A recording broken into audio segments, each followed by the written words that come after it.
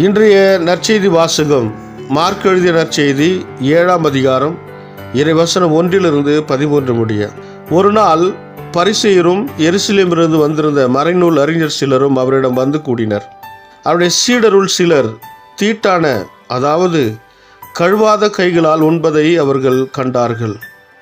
பரிசேயரும் ஏன் யூதர் அனைவருமே தன் மூதாதையர் மரபை பின்பற்றி கைகளை முறைப்படி கழுவாமல் உண்பதில்லை. சந்தையிலிருந்து வாங்கியவற்றை கழுவிய பின்னரே உண்பர். அவ்வாறே கிண்ணங்கள், பரணிகள், செம்புகள் ஆகியவற்றை கழுவுதல் போன்று அவர்கள் கடைபிடிக்க வேண்டிய மரபுகள் இன்னும் பல இருந்தன.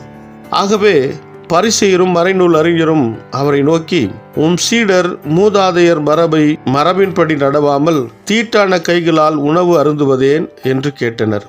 அதற்கு அவர், வெளிவேடற்காரர்களாகிய உங்களை பற்றி ஏசாயா பொருத்தமாக இறைவாக்கி உரைத்திருக்கிறார். இம்மக்கள் உதட்டினால் என்னை போற்றுகின்றனர், இவர்கள் உள்ளமோ என்னை விட்டு வெகு தொலையில் இருக்கிறது.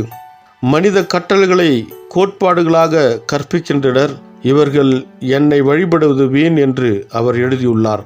நீங்கள் கடவுளின் கட்டளைகளை கைவிட்டு மனித மரபை பின்பற்றி வருகிறவர்கள் என்று அவர்களிடம் கூறினார். மேலும் அவர், உங்கள் மரபை நிலைநாட்ட கடவுளின் கட்டளையை வெகு திறமையாக புறக்கணித்து விட்டீர்கள். உன் தந்தையும் தாயையும் மதித்து நட என்றும், தந்தையோ தாயையோ சபிப்போர் கொல்லப்பட வேண்டும் என்றும் மோசே உரைத்திருக்கிறார் அல்லவா?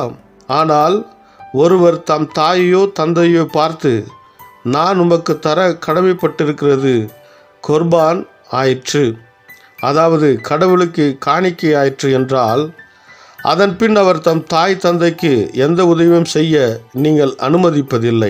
இவ்வாறு நீங்கள் பெற்றுக்கொண்ட மரபின் பொருட்டு கடவுளின் வார்த்தையை பயனற்றதாக்கிவிட்டீர்கள். இதுபோல நீங்கள் பலவற்றை செய்கிறீர்கள் என்று அவர்களிடம் கூறினார். இது கிறிஸ்து வழங்கும் நற்செய்தி. கிறிஸ்துவே உமக்கு புகழ்.